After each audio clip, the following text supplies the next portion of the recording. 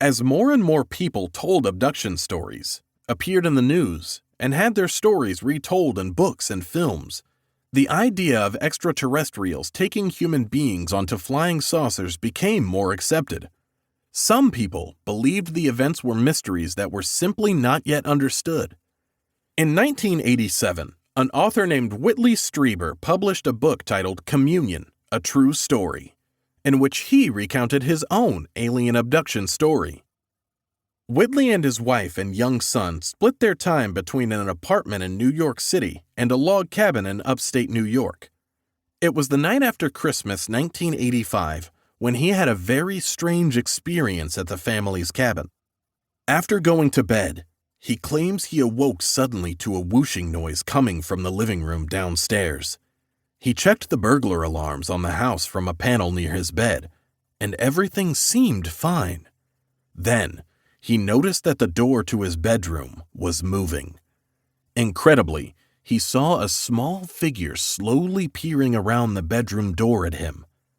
3.5 feet tall, small, and slender, the being had 2 dark eyes and a small mouth. It was wearing a hat or helmet and a plate over its chest.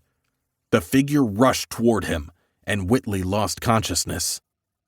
Initially, his memories of what happened came in brief flashes. The next thing he was aware of was being moved. His body was being floated or carried out of the room. He felt paralyzed, as if he were frozen into position. Next, he was aware of being outside in the woods. There were 2 beings nearby. One was wearing a gray jumpsuit, and Whitley felt as if the being were trying to explain something to him. Then, he was floating above the trees and lowered through a gray circular opening into a room. It was a round room with a domed ceiling, and Whitley was seated on a bench against the wall. Several small beings began rushing about, moving very fast. He recalled later that they smelled something like cinnamon. And he saw more than one kind of being. The shorter ones he had seen outside, and another being who was about 5 feet tall, with huge, angled black eyes, unlike the smaller round eyes of the others. They put Whitley on a table in another room and conducted medical tests, and he remembered something being implanted in his body. They showed him a device he did not recognize, pricked his finger, and the next thing he knew, he was waking up, back in his own bed. The local newspaper reported that many people in the area had seen objects with lights flying through the sky, including right near the Striebers' cabin in late December. Whitley had a lot of questions about what had happened to him, so he went to see Bud Hopkins, a ufologist and expert in abductions, who happened to work near Whitley's apartment in New York City. Hopkins interviewed him and then asked if there had been any prior strange occurrences. Whitley remembered that there had been another very strange night in October, just a few months before his abduction, when 2 friends were staying with the Striebers at the cabin.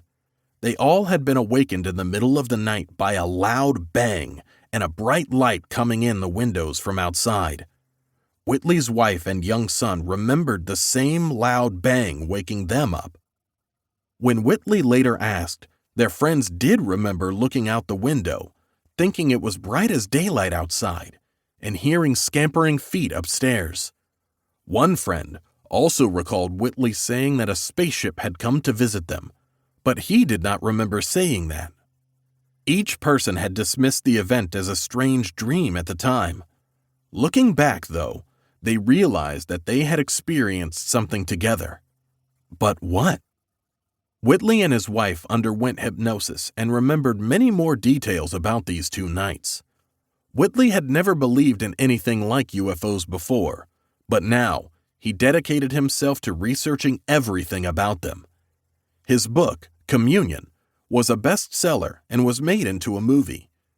The life form he described was illustrated on the cover of the book, becoming a famous image that continues to be associated with extraterrestrials.